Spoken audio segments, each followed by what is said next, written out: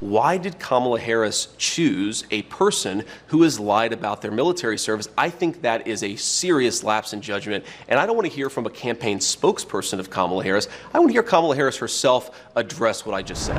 Hey guys, I'm off the grid for August, but JD Vance is not a white supremacist. He's just someone saying kind of basically true things that everybody used to know 20 years ago. Here you go.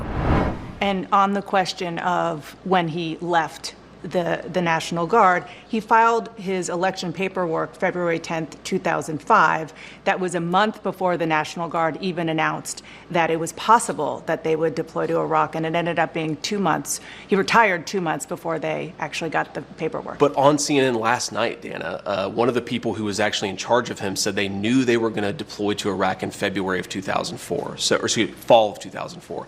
So he knew he was going to Iraq. He decided to quit, to retire, whatever word you want to use. Retire. Because he wanted to run for Congress. He lied about that. He said that when he decided to retire, he did not know that he was going to Iraq. That is another untruth, as even his senior military officer said. So again, I'm not criticizing the service, I'm criticizing the dishonesty. Dishonesty spoken in favor and for the purpose of political benefit. And I think that the most important thing here, Dana, is it goes to Kamala Harris's judgment. Tim Walz is ultimately going to be the vice president. Kamala Harris is in great health. I'm sure she's going to be president if she wins for 4 or maybe even 8 years. Why did Kamala Harris choose a person who has lied about their military service? I think that is a serious lapse in judgment. And I don't want to hear from a campaign spokesperson of Kamala Harris. I want to hear Kamala Harris herself address what I just said. You know, I've seen a lot of statements from veterans, including those you served with, saying it's just untoward to be criticizing somebody who served for 24 years. Dana, I'm not interested in the ad hominem. I've heard from a lot of veterans groups who criticize Tim Walz. The question is, he said he served in war, and he didn't. That is a dishonesty. I couldn't care less what one or the other person says about it. I care about what the truth is. The truth is that Tim Walz didn't tell the truth. And importantly, Dana, this is about Kamala Harris's judgment.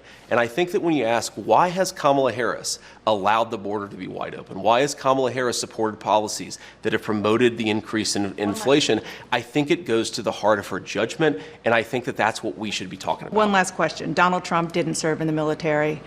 He received a medical draft deferment for bone spurs to avoid serving in the Vietnam War, reportedly as a favor to his father. Do you find that shameful, too? I think that Donald Trump didn't serve in the military, but he didn't lie about it, Dana. I've known Donald Trump for a long time. He really honors our veterans. He honors me for my service.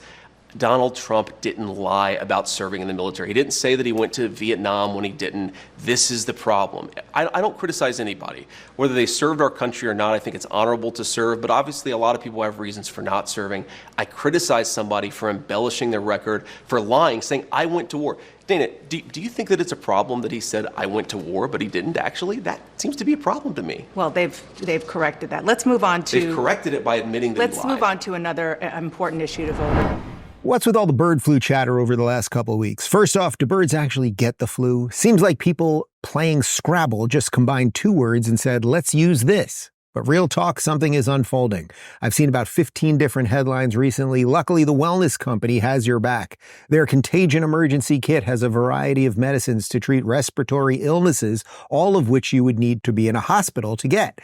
But the wellness company removes all the red tape. It's election year, and we know who the desperate party is, so being prepared with the Contagion Kit is probably a good idea. Get the Contagion Kit and save about $45 with code Rubin. Go to twc.health/Rubin and use my code. Take a quick intake form after checkout, and the kit arrives in about 2 weeks. Medical board approved, red tape removed, kits available in the US of A.